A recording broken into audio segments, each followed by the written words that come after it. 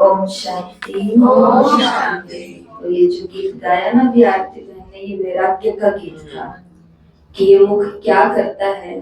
शरीर को साबुन से हम रगड़ रगड़ कर निभा रहे हैं, सुंदर सुंदर बना रहे हैं, चमका रहे हैं, लेकिन आंखें अगर इधर उधर को देखती रह गई, लास्ट में कौवे को ही खाना, इसको नोच नोच। और नहाते ही भजन आया था, नहा ही रही थी मैं। हाँ, नोच नोच के आंखों को खाई जाना है आखिर में। लेकिन उससे पहले अच्छा होगा कि हम परमात्मा के दर्शन करते रहे आंखों से। इस मुख को भी नोच नोच के खा ही जाना है, अग्नि में जला ही जाना है, पानी में गला ही जाना है, धरती में दबा ही जाना है। लेकिन उससे पहले थोड़ा ज्ञान सुना दिया जाए, थोड़ा परमात्मा का संदेश दे दिया जाए। कानों को भी यही सब कुछ होना है, उससे पहले थोड़ी मुरली सुन ली जाए, माउंट आबू जाया जाए, शिव बाबा से मिला जाए। तो ऐसा ये विराग का गीत है। तो शरीर को भी नहलाना, लेकिन साथ साथ आत्मा को भी नहलाना होता है। शरीर को नहीं नहलाते 1 दिन 2 दिन 10 दिन 20 दिन 40 दिन 70 दिन 90 दिन, जितने दिन भी धीरे धीरे शरीर के अंदर जो ये रोम है ना, ये छिद्र है, ऐसे अरबों छिद्र हैं हमारे शरीर के अंदर। तो उनकी सफाई नहीं होगी तो शरीर के अंदर जो बीमारी है, बैक्टीरिया है, जर्म्स है, वो ठहरने लग जाएंगे और एक से अनेक बन जाएंगे।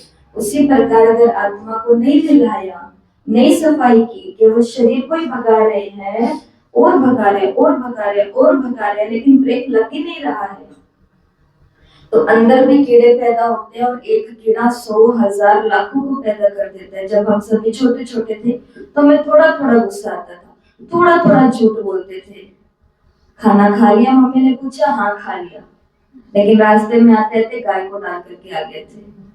कोई चोरी तो नहीं की, झूठ तो नहीं बोला ना, कुछ नहीं किया, लेकिन एक पैसा उठाया था। छोटा छोटा करते थे। उम्र बढ़ते बढ़ते बुद्धि बढ़ती है, विवेक बढ़ता है, अक्ल बढ़ती है, लेकिन साथ साथ क्या हो गया, क्योंकि आत्मा को नहीं दिलाया ना कभी, माता पिता ने भी नहीं मिलाया, तो बच्चों को कैसे पता कि उसको भी मिलाना होता है आत्मा को।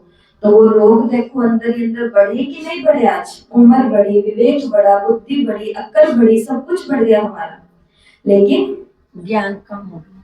साथ ही साथ क्या बढ़ गई, बुराइयां भी बढ़ गई है। अभी हम छोटा झूठ नहीं, अभी हम मोटा मोटा झूठ बोलते हैं। अभी छोटी छोटी चोरी नहीं करते, अभी मोटी मोटी चोरी करते हैं। अभी छोटा छोटा दुख नहीं देते, अभी हम मोटा मोटा दुख देते हैं। इसके लिए आत्मा को निलाना आवश्यक है।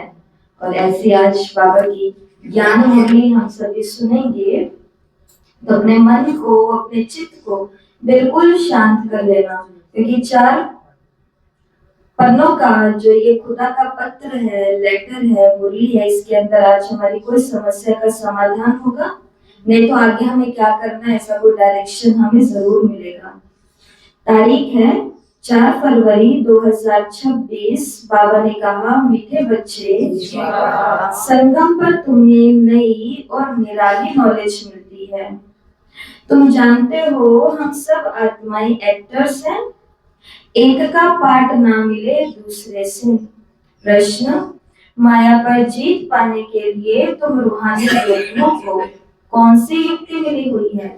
उत्तर, हे रूहानी क्षत्रिय, तुम सदा श्रीमत पर चलते रहो, आत्माभिमानी बन बाप को याद करो, रोज सवेरे सवेरे उठ, याद में रहने का अभ्यास डालो, तो माया पर विजय प्राप्त कर लेंगे। उल्टे सुलटे संकल्पों से बच जाएंगे, याद की मीठी युक्ति माया जीत बना देगी। तो मेडिटेशन, रोज का अभ्यास हमें माया जीत बना देगा। गीत है, जिनका साथी है भगवान, उनको क्या रोकेगा, आंधी और तूफान। ऐसा ही है, ऐसा ही है। ओम शांति। ओम शांति। ये मनुष्यों के बनाए हुए गीत हैं, इसका अर्थ कुछ जानते नहीं हैं। गीत भजन आदि गाते, महिमा करते, परंतु जानते नहीं, महिमा बहुत करते। तो बच्चों को कोई महिमा नहीं करनी है, बच्चे बाप की कभी महिमा नहीं करते। बाप जानते हैं ये हमारे बच्चे हैं, बच्चे जानते हैं ये हमारा बाबा है। अब ये बेहद की बात है। देखो बाबा ने कितनी प्रैक्टिकल बात बताई। लौकिक में बच्चा अपने माता पिता की बैठ कर के रोज गीत या महिमा गाता है क्या? नहीं गाता ना, लेकिन वो उनके कहे अनुसार चलता है बस। ऐसे बाबा ने कहा कि ये जानो कि हम उनके बच्चे हैं और वो हमारा बाप है। अभी ये बेहद की बात है, फिर भी सब बेहद के बाप को याद तो करते हैं ना, अब तक भी याद करते हैं। भगवान को कहते हैं हे बाबा। इनका नाम है शिव बाबा। जैसे हम आत्माएं हैं वैसे शिव बाबा है। वो है परमात्मा जिसको सुप्रीम कहा जाता है। हम उनके बच्चे हैं, उनको सुप्रीम सोल कहा जाता है। उनका निवास स्थान कहाँ है? तो शिव बाबा कहाँ रहते हैं? परम धाम में। वो सभी सोल्स वहां रहती है। एक्टर्स ही सोल्स हैं। तुम जानते हो नाटक में एक्टर्स नंबरवार होते हैं। हर एक के पार्ट अनुसार इतनी तनख्वाह, इतनी पगार मिलती है। सब आत्माएं जो वहां रहती हैं सब पार्टधारी हैं, परंतु नंबरवार सबको पार्ट मिला हुआ है। रूहानी बाप वैद समझाते हैं कि रूहों में कैसा अविनाशी पार्ट रूढ़ा हुआ है। सब रूहों का पार्ट एक जैसा तो नहीं हो सकता, सब में ताकत एक जैसी नहीं है। ये तुम जानते हो कि सबसे अच्छा पार्ट उनका है जो पहले शिव की रुद्र माला में है। नाटक में भी बहुत अच्छे अच्छे एक्टर्स होते हैं, उनकी कितनी महिमा होती है, सिर्फ उनको देखने के लिए भी लोग जाते हैं। ये तो फिर बेहद का ड्रामा है। इस बेहद के ड्रामा में भी ऊंच एक परमात्मा है। ऊंच से ऊंच एक्टर, क्रिएटर, डायरेक्टर भी कहें, वो सब हैं हद के एक्टर्स और डायरेक्टर्स। उनको अपना छोटा छोटा पार्ट मिला हुआ है। पार्ट आत्मा बजाती है, परंतु देह अभिमान के कारण कह देते हैं मनुष्य का पार्ट ऐसा है। बाप कहते हैं पार्ट सारा आत्मा का है। आत्म अभिमानी बनना पड़ता है। बाप ने समझाया है कि सत्युग में आत्म अभिमानी होते हैं, परमात्मा को नहीं जानते। यहाँ कलयुग में तो आत्म अभिमानी भी नहीं है और परमात्मा को भी नहीं जानते। अभी तुम आत्म अभिमानी बने हो, बाप को जानते हो। तुम ब्राह्मणों की ये नॉलेज निराली है। तुम आत्मा को जान गए हो कि हम सब आत्माएं एक्टर्स हैं। तो आज की मुरली हमें क्या शिक्षा दे रही है कि हम सभी आत्माएं कौन है? पार्टधारी है, एक्टर्स है। जैसे वो एक्टर होते हैं, अगर किसी को बिरबल का रोल मिला है तो घर से घर की ड्रेस में जाएगा, लेकिन वहां जाकर के बिरबल की ड्रेस पहन लेगा। किसी को मानो विष्णु के अवतार का रोल मिला है तो वो विष्णु की ड्रेस पहन लेगा। किसी को शंकर का रोल मिला है तो वो शंकर की ड्रेस पहन लेगा। किसी को किसी महारानी का रोल मिला है तो उसकी ड्रेस पहन लेंगे। लेकिन पार्ट बजाने वाला कौन है? अलग है और ड्रेस अलग है। ऐसे ही आत्मा अलग है और शरीर रूपी ये जो ड्रेस है वो अलग है। बाबा ने कहा सबको अपना पार्ट मिला हुआ है, जो एक ना मिले दूसरे से। वो पार्ट सारा आत्मा में है। यूं तो जो नाटक बनाते हैं वो भी पार्ट आत्मा ही धारण करती है। अच्छा पार्ट भी आत्मा ही लेती है।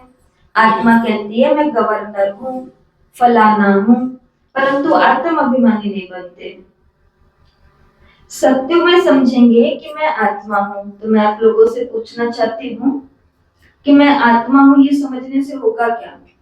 आप एक माँ हो, और माँ हो ये झूठ नहीं है, ये सच है। लेकिन शिव बाबा बोल रहे हैं माँ तो केवल एक रोल है। बच्चा पैदा नहीं हुआ था, उससे पहले माँ थी क्या? वो स्त्री तो थी, लेकिन माँ थी क्या? माँ वो माँ नहीं थी ना। माँ तो एक नया रिश्ता जीवन में आया, तब उसको नया रोल मिला माँ का। तो माँ तो है सो है ही, पिता तो है सो है ही, लेकिन आत्मा समझने से क्या फर्क पड़ जाएगा? क्या ही हो जाएगा आत्मा समझने से? बताओ। आत्मा समझने से परमात्मा से सारे ठीक है, फिर और आत्मा समझने से क्या हो जाएगा?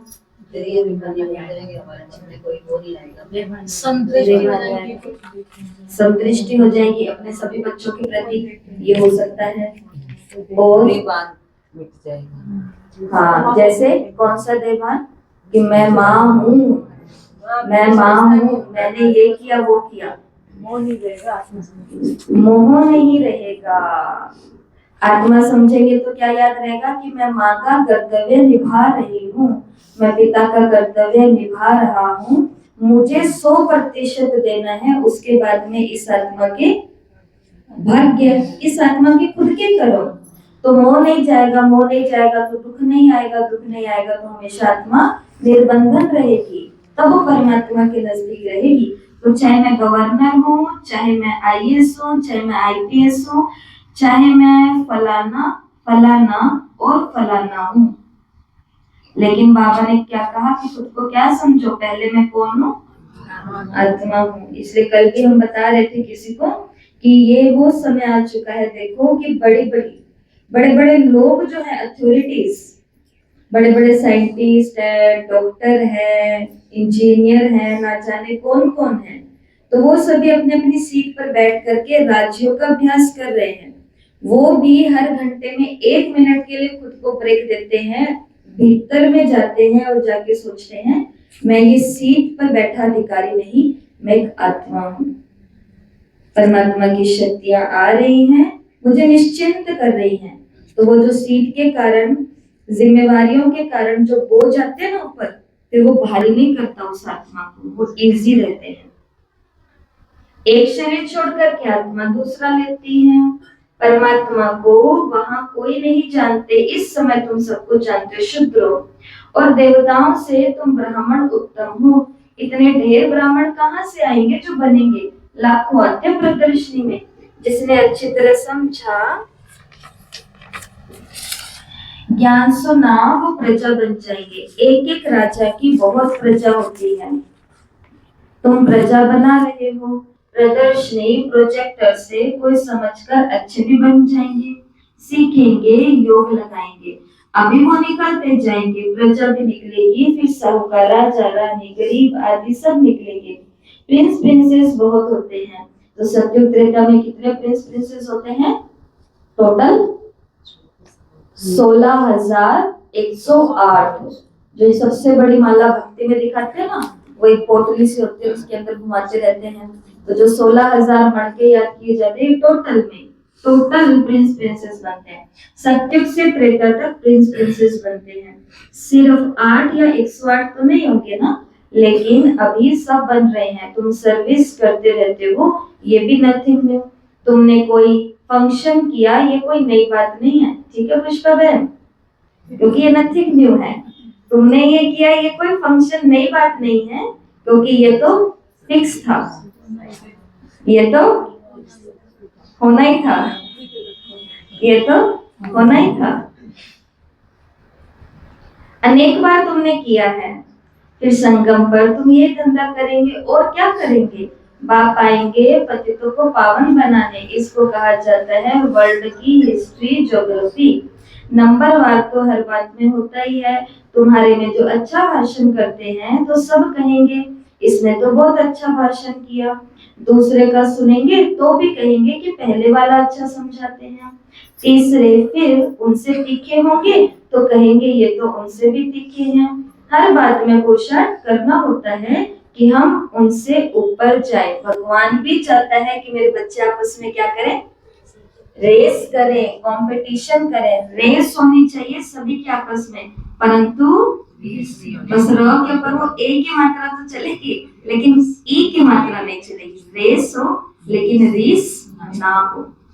रीस नहीं होनी चाहिए, लेकिन रेस तो होनी चाहिए। रेस नहीं होगी तो ठहरा हुआ पानी बन जाएंगे। आप सभी को पता है नदियों की इतनी वैल्यू क्यों होती है? क्योंकि नदियां बहती रहती हैं। तालाब के अंदर भैंसे जाकर के नहाती है, क्यों? बंद पानी है, क्योंकि वो ठहरा हुआ पानी है।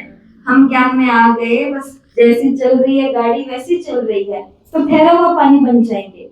लेकिन नवीनता, बहते रहो, सीखते रहो, रेस करते रहो, एक दो से तीखे जाते रहो। ऐसा तो आज बाबा ने कहा है। होशियार जो होते हैं वो तो झट हाथ भी उठाएंगे अपना भाषण करने के लिए। तुम सब पुरुषार्थी हो, आगे चल मेल ट्रेन बन जाएंगे। जैसे मम्मा स्पेशल मेल ट्रेन थी। बाबा को तो पता नहीं पड़ेगा क्योंकि दोनों इकट्ठे हैं। तुम समझ नहीं सकेंगे कि कौन कहते, तो ब्रह्मा कहते हैं कि शिव कहते हैं। ये पता नहीं चलता। तुम सदैव समझो कि शिव बाबा ही समझाते हैं। बाप और दादा दोनों जानते हैं, परंतु वो अंतर्यामी हैं। बाहर से कहते हैं ये तो बहुत होशियार हैं। बाप भी महिमा सुनकर खुश होते हैं। लौकिक बाप भी, कोई बच्चा जब अच्छी तरह पढ़कर उच्च पद पाता है तो समझता है ना कि ये बच्चा हमारा अच्छा नाम निकालेगा, ये भी समझते हैं। तो ब्रह्मा बाबा शिव बाबा भी क्या समझते हैं कि ये फलाना बच्चा इस रूहानी सर्विस में होशियार है। मुख्य तो भाषण है, किसी को भी बाप का संदेश देना, समझाना।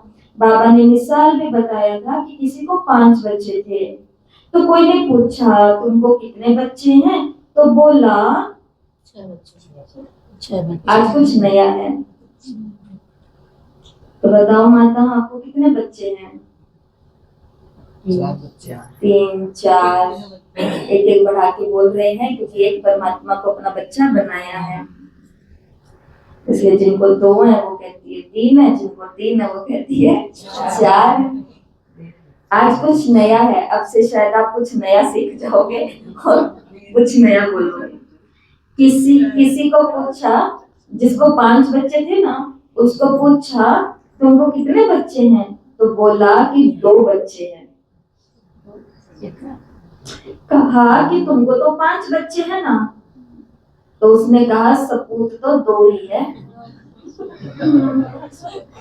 यहाँ भी ऐसे ही है। तो देखने में हम बाबा के जो सेंटर्स पर रहते हैं, सेंटर पर आते हैं, कितने सारे बच्चे हैं, लाखों के अंदाज में हैं हर दिन जो जुड़े हुए हैं। लेकिन उसमें भी बाबा भी ऐसे कहेंगे कि मैं गिनती उनकी करूंगा जो मेरे सपूत हैं। यहाँ भी ऐसे हैं, बच्चे तो बहुत हैं। बाप कहेंगे कि ये डॉक्टर निर्मला बच्ची बहुत अच्छी है, बहुत प्रेम से लौकिक बात को समझा, सेंटर खुलवा दिया। अपने पिता को ही ज्ञान का तीर लगाया और पिता को कहा पैसे किधर करने हैं, तो पैसे से क्या खोलो, सेंटर खोलो। तो लौकिक बाप को भी समझाकर सेंटर खुलवा दिया। ये भारत की सर्विस है, तुम भारत को स्वर्ग बनाते हो, इस भारत को नर्क रावण ने बनाया है। एक सीता कैद में नहीं थी, तुम सब सीताएं कैद में। आज हर आत्मा महसूस कर रही है कहाँ फंस गए, कहाँ फंस गए। कल एक बहन का फोन आया तो वो कहते कि दीदी हमें पता नहीं था कि ये ब्रह्मा कुमारी भी कोई ज्ञान होता है, ऐसा भी कोई जीवन होता है। हाँ, आपके जैसे तो नहीं बन सकते थे पूरा मैं, लेकिन मैं मेरी मम्मी को बोल रही हूँ कम से कम इतना तो बन जाती कि घर बैठ करके ज्ञान भी समझ लेती, आपका भी काम कर देती, और साथ में जो जो दीदी बोलते हैं वो वाली शिव बाबा की सेवा भी कर देती। आज जो जहां पर है, कहीं पर भी है, वहां पर वो आत्मा खुद को कैसा महसूस कर रही है, वो वाली सीता जो रावण की कैद में है, निकलना चाहते हैं। बाकी शास्त्रों में दंत कथाएं बहुत हैं, ये भक्ति मार्ग भी ड्रामा में है। तुम जानते हो सत्युग से लेकर जो पास हुआ वो रिपीट होगा। आप ही पूज्य, आप ही पुजारी बनते हैं। बाप कहते हैं मुझे आकर के पुजारी से पूज्य बनाना है। पहले गोल्डन एजेड, फिर आयरन एजेड बनना है। सत्युग में सूर्यवंशी लक्ष्मी नारायण का राज्य था, राम राज्य तो चंद्रवंशी था। इस समय तुम सब रूहानी क्षत्रिय अर्थात योद्धे हो। लड़ाई के मैदान में आने वाले को क्षत्रिय कहा जाता है। तुम हो रूहानी क्षत्रिय, बाकी वो है जिस्मानी क्षत्रिय, उनको कहा जाता है बाहुबल से लड़ना झगड़ना। शुरू में मल्ल युद्ध होती थी, बाहों आदि से आपस में लड़ते थे, फिर पीछे पाते थे। अभी तो देखो बॉम्ब शादी कितने बने हुए हैं। तुम भी क्षत्रिय हो, वो भी क्षत्रिय हैं। तुम माया पर जीत पाते हो श्रीमत पर चलकर। तो युद्ध बाहर भी है, युद्ध भीतर भी है। हम बाहर वाले योद्धे नहीं है, बाहर से नहीं लड़ना झगड़ना। हमको कहाँ से युद्ध करना है, माया के साथ, भीतर अंदर, और श्रीमत पर चलते हुए। तुम हो रूहानी क्षत्रिय, रूहें ही सब कुछ कर रही है इन शरीर की कर्मेंद्रियों द्वारा। रूह को बाप आकर के सिखलाते हैं, बच्चे मुझे याद करने से फिर माया खाएगी नहीं तुम्हें। तुम्हारे विकर्म विनाश होंगे तो तुमको कभी कोई उल्टा सुल्टा संकल्प नहीं आएगा। बाप को याद करने से खुशी भी रहेगी, इसलिए बाप समझाते हैं। तो आज जो ये चाहता है कि मैं उल्टा पुल्टा कुछ ना सोचूं, तो उनको बाबा राय दे रहे हैं, सबको बाबा राय दे रहे हैं। कि सवेरे उठकर अभ्यास करो। सुबह सुबह क्या करो? योग का अभ्यास करो। ज्यादा समय नहीं होता जैसे भाइयों के पास या जिनके पास छोटे बच्चे उनके पास, तो उनको कम से कम 5 मिनट तो अपने बिस्तर पर बैठे रहना चाहिए। और 5 मिनट बिस्तर पर बैठ के जहां पर आप सोए हैं वहीं पर ही बैठ जाइए। कोई हाथ नहीं धोना, कोई मुंह नहीं धोना, कोई पैर नहीं धोना, कुछ नहीं। जैसे हो बस वैसे उठ करके सीधे बैठ जाओ, रीढ़ की हड्डी सीधी करके, आंखें बंद करके, और ये अनुभूति करो कि मैं शांत स्वरूप आत्मा हूँ। आज मुझे सारे कर्म शांति से करने हैं। मैं प्रेम स्वरूप आत्मा हूँ। मुझे सबसे प्रेम से पहली पहली कोशिश करनी है। मैं प्रेम से सारी बातें आज निपटाऊं, निभाऊं। मैं परमात्मा की छत्र छाया में हूँ। मेरा घर बिल्कुल सुरक्षित है, मेरे बालक बिल्कुल सुरक्षित है, मेरा कारोबार बिल्कुल सुरक्षित है। 5 मिनट तो लगते हैं, फिर उठो, फिर तो सारा दिन वही रेलगाड़ी भागनी है बिना ब्रेक के, जो चलनी ही है। अगर चाहते हैं कि उल्टा सुल्टा संकल्प नहीं चले तो बाबा ने कहा अभ्यास करो, फिर तुम्हें खुशी भी रहेगी। बाबा आप कितने मीठे हो। आत्मा कहती है बाबा। बाप ने पहचान दी, मैं तुम्हारा बाप हूँ। तुमको सृष्टि के आदि मध्य अंत की नॉलेज सुनाने आया हूँ। ये मनुष्य सृष्टि का उल्टा झाड़ है। ये वैरायटी धर्मों की मनुष्य सृष्टि है। इसको कहा जाता है विराट लीला। बाप ने समझाया है कि ये मनुष्य झाड़ का मैं बीज रूप हूँ। मुझे याद करते हैं। कोई किस झाड़ का, कोई किस झाड़ का है। माना कोई क्रिश्चियन, कोई सिख, कोई इस्लाम, तो कोई पारसी, कोई हिंदू, सब अलग अलग है, लेकिन सबका बीज कौन है? एक निराकार। तो ये ड्रामा बना हुआ है। कहावत भी है ना, फलाने ने धर्म स्थापक पैगंबर को भेजा, परंतु वहां से भेजते नहीं है। ये ड्रामा अनुसार रिपीट होता है। ये एक ही है जो धर्म और राजधानी स्थापन कर रहे हैं। ये दुनिया में कोई नहीं जानते। अब ये संगम विनाश की ज्वाला प्रज्वलित तो होनी है। ये है शिव बाबा का ज्ञान यज्ञ। उन्होंने रुद्र नाम रख दिया है। प्रजापिता ब्रह्मा द्वारा तुम ब्राह्मण पैदा हुए हो। तुम ऊंच ठहरे ना, पीछे और बिरादरियां निकलती है। शास्त्रों में आता है कि ब्रह्मा जी ने ये दुनिया रची, तो दुनिया रची तो ब्राह्मण, उनके मुख से ब्राह्मण निकले। अब बताओ मुख से ब्राह्मण कैसे निकल सकते हैं? तो मुख से ब्राह्मण अर्थात परमात्मा का ये मुखारविंद बना, और जैसे जैसे ज्ञान सुनाया वैसे वैसे आत्माएं नजदीक आई और उन्होंने अपने शूद्र जीवन को ब्राह्मण जीवन में कन्वर्ट कर दिया। खान पान, उठना बैठना, आचरण व्यवहार सब कुछ। तो बाबा ने कहा तुम ऊंच ठहरे, वास्तव में तो सब ब्रह्मा के बच्चे हैं। ब्रह्मा को कहा जाता है ग्रेट ग्रेट द ग्रैंडफादर, सिजरा है। पहले पहले ब्रह्मा ऊंच, फिर सिजरा निकलता है। कहते हैं भगवान सृष्टि कैसे रचते हैं? रचना तो है ना, जब वो पतित होते हैं तब उनको बुलाते हैं और वही आकर के दुखी सृष्टि को सुखी बनाते हैं। इसलिए बुलाते हैं बाबा दुख हरता सुख करता आओ। नाम रखा है हरिद्वार। हरिद्वार अर्थात हरि का द्वार। वहां गंगा बहती है। समझते हम गंगा में स्नान करने हरि के द्वार चले जाएंगे, परंतु हरि का द्वार कहाँ है? वो फिर श्री कृष्ण को कह देते। हरि का द्वार तो शिव बाबा है। दुख हरता सुख करता है। पहले तुमको जानना है अपने घर। तुम बच्चों को अपने बाप का और घर का अभी मालूम पड़ा है। बाप की गद्दी थोड़ी ऊंची है, फूल है ऊपर में, फिर युगल दाना उससे नीचे। देखा है ना वो जो 108 की माला फेरते हैं, पूरी माला कंप्लीट होने के बाद में बीच में फूल होता है, लाल, येलो, पिंक, अलग अलग कलर का होता है। पूरी माला कंप्लीट करने के बाद उस फूल को हम माथे पर लगाते हैं, आंखों पर लगाते हैं। प्रणाम किसको करते हैं? उस फूल को करते हैं। तो वो फूल कौन है? वो फूल है परमपिता परमात्मा शिव बाबा। तो बाबा ने कहा फिर है वैजयंती माला, सो विष्णु की माला। विष्णु के गले का हार वही, फिर विष्णुपुरी में राज्य करते हैं। ब्राह्मणों की माला नहीं है क्योंकि घड़ी घड़ी टूट पड़ते हैं।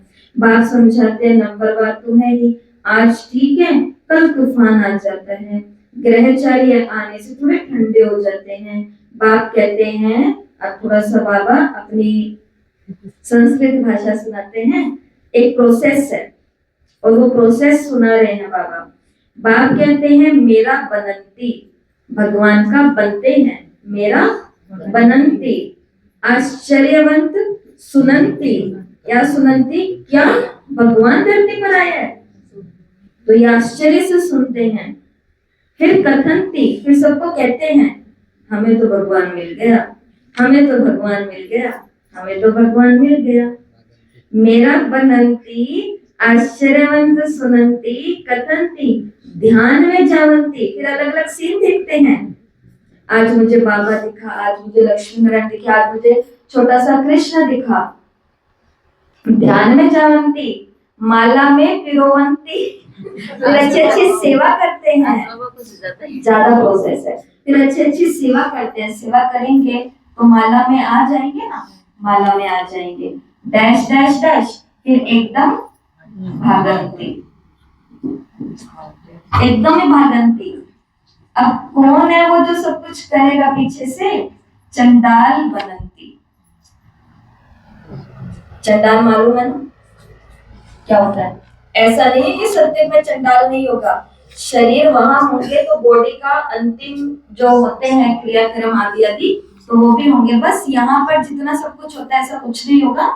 वहां पर एक अलग से स्थान बना हुआ होता है, बॉडी को लेके जाते हैं और बहुत खुशी से लेकर के जाते हैं। जैसे 3 त्योहार वहां पर बहुत अच्छे बनते हैं, जन्म होना, राजगद्दी पर बैठना और तीसरा मृत्यु। मृत्यु भी एक सेलिब्रेशन होती है क्योंकि वो एक बहुत खुशी का मौका माना जाता है। सत्यों के अंदर ज्ञान, आत्माओं के अंदर विवेक है ना, जागृति है। क्यों? क्योंकि ये पुराना 150 साल का शरीर छोड़ेंगे और छोटा सा सुंदर बेबी, छोटा सा राजकुमार, छोटी सी राजकुमारी, छोटा सा प्रिंस, छोटी सी प्रिंसेस बनेंगे। पूरी उम्र लेकर के इस कलयुग के अंदर भी कोई जाता है ना 100 साल का होके तो बैलून और ढोल और वो सोने की सीढ़ी ना जाने क्या क्या करते हैं। और कब? इस कली काल के अंदर, कलयुग की अंतिम वेला के अंदर भी ये विधि होती है। तो सोचो जब सत्युग होगा तो कितना सुंदर होगा जब कोई अपनी उम्र पूरी करता है और वहां पे अकाली मृत्यु नहीं होती है, सब अपनी उम्र पूरी करेंगे। तो वहां पर भी चंडाल बनेंगे। वो चंडाल कैसे बनेंगे? यही मुरली सुनेंगे, यही सेंटर पर आएंगे, यही सेवा करेंगे, यही योग लगाएंगे, यही सब कुछ करेंगे, लेकिन चलते चलते भागंती हो जाएंगे। और जो भागंती होता है उसको कोई पूछे, आप तो रोज सेंटर जाते थे, आजकल क्यों नहीं जाते? तो वो ऐसे कहेंगे कि मैं मेरे कर्मों के कारण नहीं जाता हूँ। वो क्या कहेंगे? उन्होंने ऐसा कह दिया ना इसलिए नहीं जाते।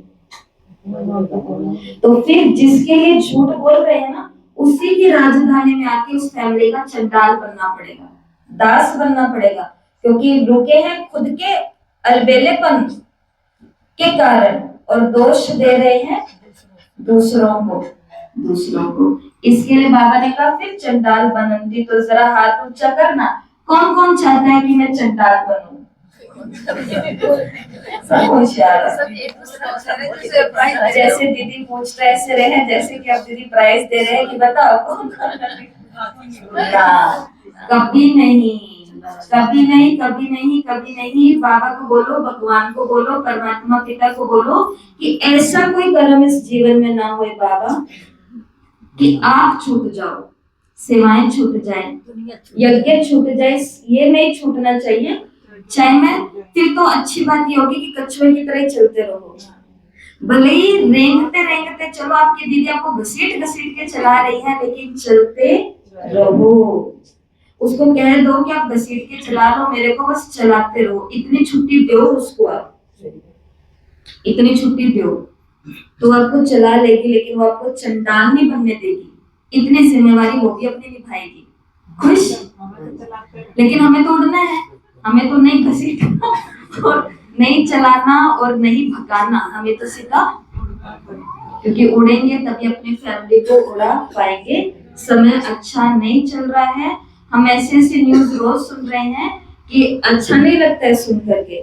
और फिर मन में ये संकल्प आता है कि मम्मी पापा को बहुत जागृत होना पड़ेगा, घर के बड़ों को बहुत अच्छा पुरुषार्थ करना पड़ेगा, तो उनकी रक्षा होगी इस बुरी दुनिया में, नहीं तो भी ज्यादा मुसीबत चल रही है ना। शिव बाबा ने कहा, ये पूरी प्रोसेस सुनाने के बाद बाबा ने कहा फिर माला कैसे बने, इसलिए ब्राह्मणों की माला नहीं बनती। तो बाप समझाते हैं कि ब्राह्मणों की माला नहीं बनती, भक्त माला में भी देखो मुख्य फीमेल मीरा और मेल्स में है नारद। संगम पर बाप भी आकर सबको मुक्ति जीवन मुक्ति देते हैं। बच्चे समझते हैं कि हम स्वर्ग के मालिक थे, अभी नर्क में है। बाप कहते हैं कि लात मारो नर्क को, स्वर्ग की बादशाही दो जो तुम्हारी रावण ने छीन ली है। इसलिए कृष्ण का एक चित्र है, हाथ में गोला है स्वर्ग का और पैर की तरफ है नर्क, लात मार रहा है। ये तो बाप ही आकर बताते हैं, वो इन सब शास्त्रों तीर्थों आदि को जानते हैं। बीज रूप है ना, ज्ञान का सागर शांति का सागर है, ये आत्मा कहती है।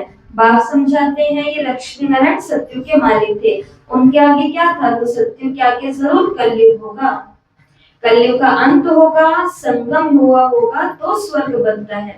बाप को स्वर्ग का रचयिता कहा जाता है, स्वर्ग की स्थापना करने वाला। ये लक्ष्मी नारायण स्वर्ग के मालिक हैं। लड्डू गोपाल को ऐसे यज्ञ नहीं किया जा रहा है, वो गोपाल श्री कृष्ण गोविंद हरे मुरारी हे नाथ नारायण नमो वासुदेवा, ये जो 8 नाम लिए जाते हैं एक कृष्ण के, ये सत्य के 8 कृष्ण हैं, 8 गतियां चलने वाली है वहां पर। तो ऐसा कृष्ण हमें बनना है, अर्थात लक्ष्मी और नारायण बनना है। तो बाबा ने कहा जरूर संगम पर आना पड़ेगा और कलयुग को लात मारनी पड़ेगी। इन लोग को वर्षा कहाँ से मिला, तो स्वर्ग के रचयिता बाप से मिला। तुम कोई से भी पूछ सकते हो कि लक्ष्मी नारायण को सत्यु की राजधानी थी ना, कैसे ली, तो कोई बता नहीं सकेंगे। ये दादा भी कहता था मैं नहीं जानता, पूजा करता था परंतु जानता नहीं था। अब आपने समझाया है, ये संगम पर राजयोग सीखते हैं, गीता में ही राजयोग का वर्णन है, सिवाय गीता के और कोई शास्त्र में राजयोग की बात नहीं है। बाप कहते हैं मैं तुमको राजाओं का राजा बनाता हूँ। भगवान ने यहाँ पर नर से नारायण बनने की नॉलेज दी है। भारत का मुख्य शास्त्र है गीता। गीता कब रची ये नहीं जानते। बाप कहते हैं कल्प कल्प संगम पर आता हूँ। जिनको राज्य दिया था वही राज्य गवाकर तमो प्रधान दुखी बन पड़े हैं। रावण का राज्य है ना, सारे भारत की कहानी है, भारत है ऑल राउंड, और सब आते हैं बाद में। बाप कहते हैं कि तुमको 84 जन्मों का राज बताता हूँ। 5000 वर्ष पहले तुम देवी देवता थे, तुम अपने जन्मों को नहीं जानते। ये भारतवासियों, बाप आते हैं अंत में। आदि में आए तो आदि और अंत का नॉलेज कैसे सुनाए, सृष्टि के वृद्धि ही नहीं हुई तो समझाएंगे कैसे, वहां तो नॉलेज की दरकार नहीं। बाप अभी संगम पर नॉलेज देते हैं, वंडरफुल नॉलेजफुल है। जरूर नॉलेज सुनाने अंत में आना पड़े, आदि में तुमको क्या सुनाएंगे, ये समझने की बातें हैं। भगवान वाच, मैं तुमको राजयोग सिखाता हूँ। ये यूनिवर्सिटी है पांडव गवर्नमेंट की। अभी है संगम, यादव कौरव और पांडव, उन्होंने बैटफील्ड सेना दिखा दी है। बात समझाते हैं यादव और कौरव वो जो विनाशकारी विपरीत बुद्धि है, एक दो को गाली देते रहते हैं, बाप से प्यार नहीं है, प्रीत नहीं है, कह देते हैं कि कुत्ते बिल्ली सब में परमात्मा है।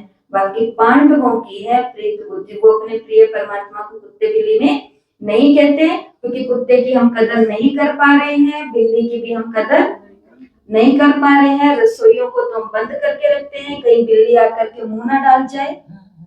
रसोइयों को खोल के रखना चाहिए, दूध को भी बाहर निकाल के रखना चाहिए, मलाई को भी बाहर निकालना चाहिए कि परमात्मा आए बिल्ली के रूप में और भोग लगा के चले जाए। ऐसा करते हैं?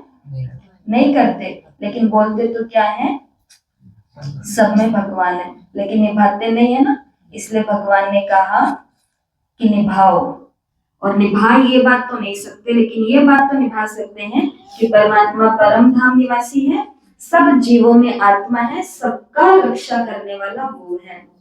पांडवों का साथी स्वयं परमात्मा है। पांडव माना रूहानी पंडे, वो है जिस्मानी पंडे, तुम हो रूहानी पंडे। पंडे मालूम है किसको कहते हैं? आज हरिद्वार की बात हुई है, पंडे उनको कहा जाता है जो गाइड करते हैं। आप उधर जाते हैं या जाएंगे या जाके आए हैं तो सबको मालूम होता है कि वहां पर जाकर के खड़े हो जाते हैं और बस पंडे आते हैं, वो गाइड करते हैं। अभी आपको यहाँ दिखाएंगे, फिर आपको यहाँ लेके जाएंगे, फिर ये विधान कराएंगे। बाबा ने कहा है वो जिस्मानी पंडे हैं और तुम कौन से हो? रूहानी पंडे। हम मेडिटेशन की यात्रा कराते हैं, हम आपको भीतर लेके जाएंगे, हम आपको सूर्य चांद सितारों के पार लेके जाएंगे, हम आपको सूक्ष्म वतन, हम आपको परम धाम लेके जाएंगे। अच्छा, मीठे मीठे सिके लगे बच्चों प्रति माता पिता बाप दादा का याद प्यार और गुड मॉर्निंग। रूहानी बाप की रूहानी बच्चों को नमस्ते। हम रूहानी बच्चों की रूहानी माता पिता बाप दादा को याद प्यार नमस्ते, गुड मॉर्निंग, ओम शांति, शुक्रिया बाबा, शुक्रिया बाबा बाबा। तो 4 पढ़ने के इस मुरली में से 2 पॉइंट आते हैं होमवर्क के रूप में, जिसके ऊपर हमें पूरा दिन अभ्यास करना ही चाहिए। धारणा के लिए मुख्य सार, पहला, आत्म अभिमानी बन। इस बेहद नाटक में हीरो का पार्ट बजाना है।